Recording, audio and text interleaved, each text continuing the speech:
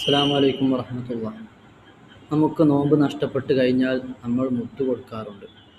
ആ മുത്ത് നമ്മൾ പഠിച്ചതാണ്. ഓരോ അരിയുടെയും തൂക്കത്തിൻ്റെയും അളവിൻ്റെയൊക്കെ അനുസരിച്ച് മാറ്റം വരാൻ സാധ്യതയുണ്ട്. അതായത് 600 ഗ്രാം മുതൽ 800 ഗ്രാം വരെയൊക്കെ ഉണ്ടാകാം. അപ്പോൾ ആ രീതിയിൽ നമ്മൾ മുത്ത് കൊടുക്കുന്നു. ഒരു നോമ്പ് നഷ്ടപ്പെട്ടാൽ ഒരു മുദ്ദാണ് കൊടുക്കേണ്ടത്.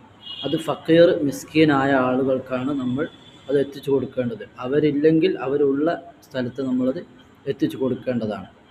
ഇപ്പോൾ ഫക്കീർ എന്ന് പറഞ്ഞാൽ 10 രൂപ ആവശ്യമുള്ള ആൾക്ക് വെറും 5 രൂപ ഉള്ള ആളാണ് ഫക്കീർ എന്ന് നമുക്ക് മനസ്സിലാക്കാം. അതുപോലെ മിസ്കീൻ എന്ന് പറഞ്ഞാൽ 10 രൂപ ആവശ്യമുണ്ടെങ്കിൽ അവന് 8 രൂപയേ ഉള്ളൂ.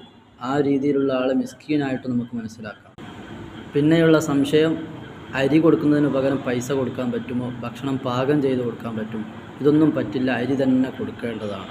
അള്ളാഹു പഠിക്കാൻ തൗഫീഖ് നൽകട്ടെ. ആമീൻ.